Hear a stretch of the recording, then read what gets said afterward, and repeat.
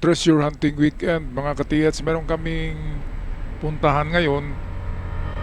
Atin itry pag-probe kung itong mga tinatawag na satellite scan ay totoo. Mayroong na-scan ng Google Satellite. Sa lugar na ito, dalawang item. Ayan o, yung dalawang bilog.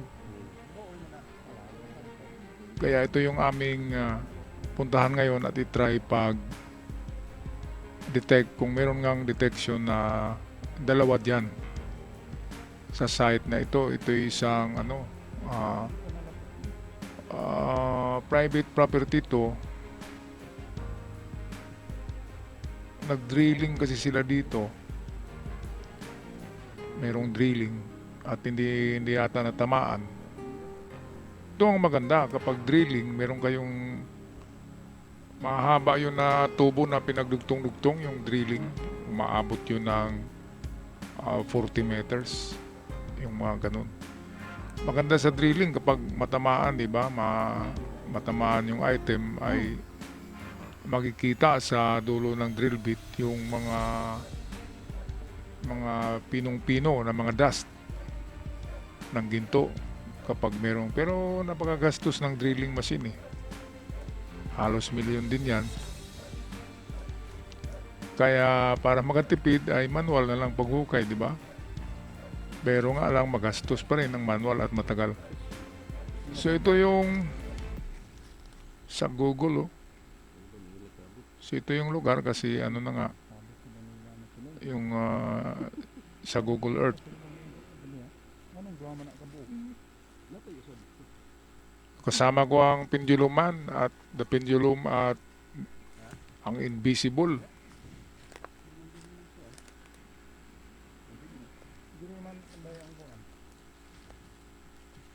Okay, so dito nga malapit yung isa dito sa may drilling. Kaya pala may drilling, you know?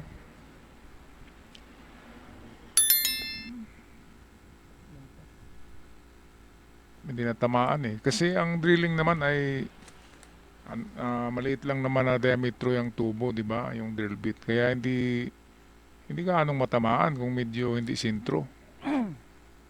Kaya kailangan sa hukay ay medyo malaki-laking hukay na kagaya ng swimming pool. Yun talaga ang pwedeng makakuha.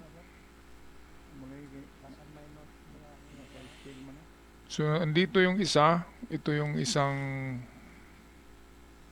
nasa Google Map. So, meron ngang detection. Pero hindi yan sure na mga ginto yan. Pwede lang merong anomalya sa ilalim ng lupa. Ano bang mga anomalya yan? Pwedeng merong deposito ng tubig. Pwedeng merong nakabaon na maraming metal na panahon ng giyera, di ba? Yung mga kapsula ng kanyon, malakas mag-detect yun. Pero ang maganda, at least merong na-detect na anomalya na tinuro ng Google Earth. Marami ang gumagamit nitong Google Earth eh. Tesdig lang, huwag magpatuloy ng malalim. 3 meters lang, 2 or 3 meters deep. Tesdig nyo lang kung meron kayong ma-scan sa Google Earth. Sinubukan ko na rin to sa isla. Sinundan namin ng bilog, nag-detect din.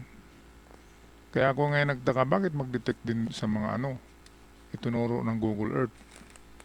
Baka mayroong mohon ang Google Earth diyan, di ba, na nakabaon. Kaya umiikot siya. So ang maganda talaga dito ay hukayin kung ano yung tinuro ng Google Earth at kung i-detect din ng kagamitan ng mga manual kapag umiikot sa mga tinuturo ng Google Earth sa satellite scan ay i-test dig mga katiyats. Wala nang ibang gawin eh. Test dig ng test dig lang hanggang 3 meters lang. At kapag walang magandang signs sa ilalim ng lupa, ano ba yung mga signs?